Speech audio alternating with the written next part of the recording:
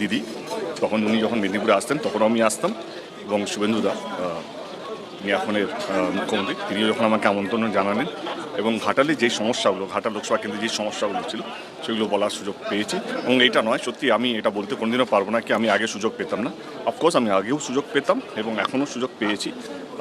এবং এটাই বলবো কি, যেই মাটিটা, যেই ঘাটাল মাস্টার প্ল্যানের মাটিটা মমতা ব্যানার্জি হাত দিয়ে কাটা হয়েছিল, মানে কাজটা শুরু হয়েছিল, আমার কোথাও যেন বিশ্বাস সেই কাজটা শেষ হবে।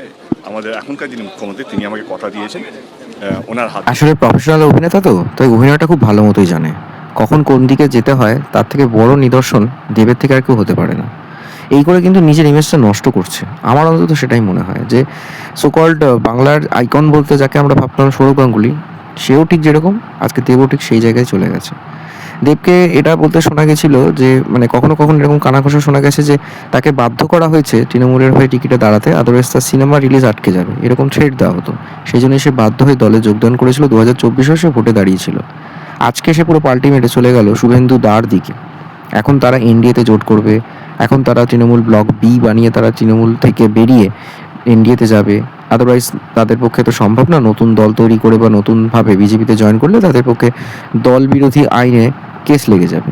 সেই জন্য তারা এনডিএতে জয়েন করবে। বুঝতে হবে ব্যাপারটা, মানে সব রকম পলিটিক্যাল ব্যাপার, সব রকম লিগাল অ্যাসপেক্টগুলো ভেবেচিন্তেই এই 20 জন এমপির মধ্যে দেবও একজন যে কিনা এনডিএতে জয়েন করছে। তার মানে কি দাঁড়ালো, ভোটের আগে বিজেপির বিপক্ষে প্রচার হলো, ভোটের পর হেরে যাওয়াতে বিজেপির পক্ষে প্রচার হলো। এখন শুভেন্দু দা হয়ে গেছে। তৃণমূল মানে সেই ঘুরে ফিরে সেই লোকগুলোই চলে গেল বিজেপিতে। আর এখানে শুভেন্দু অধিকারী, দেব, দীপক অধিকারী সবই হয়ে গেল মেদিনীপুর থেকে। পুরো ব্যাপারটাকে সেটিং করতে চলে গেছিলেন আমাদের মুখ্যমন্ত্রী, যাকে আমরা সবাই ভরসা করে ভোটে জিতিয়েছিলাম। তিনি চলে গেলেন তাদের সঙ্গে দিল্লিতে বৈঠক করতে। মানে ঘুরে ফিরে সেই তৃণমূলের লোকগুলোকেই নিয়ে নেওয়া হচ্ছে বিজেপিতে। বলা হয়েছিল 6 মাস ভালো তৃণমূলীদের নেওয়া হতেও পারে, খারাপদের নেওয়া হবে না। আর বলা হয়েছিল সবাই খারাপ। তার মানে আলটিমেটলি এখন নিজেরা ধোয়া তুলসী পাতা হয়ে বোঝাচ্ছে যে তাদেরকে কাজ করতে দেওয়া হতো না, তাদেরকে বসিয়ে রাখা হতো, এমপি ল্যাডের টাকাগুলো 9-6 করা হতো। আর এখন যত দোষ সবই অভিষেক আর মমতা ব্যানার্জির। তাহলে এতদিন ধরে তারা কি ভয়ে চুপ ছিল, নাকি তাদের প্রাণে মেরে ফেলার হুমকি দেওয়া হতো এমপি হয়? তাদের কি কোনো সাংগঠনিক বা সংসদীয় কোনো ক্ষমতা ছিল না যে আজকে তারা মুখটা খুললো? এরকম শুনেছেন যে কোনো দলের কেউ থ্রেট খেয়ে কোনো এমপিকে মেরে দিয়েছে? আজ অব্দি তো ভারতের রাজনীতির ইতিহাসে ঘটেনি।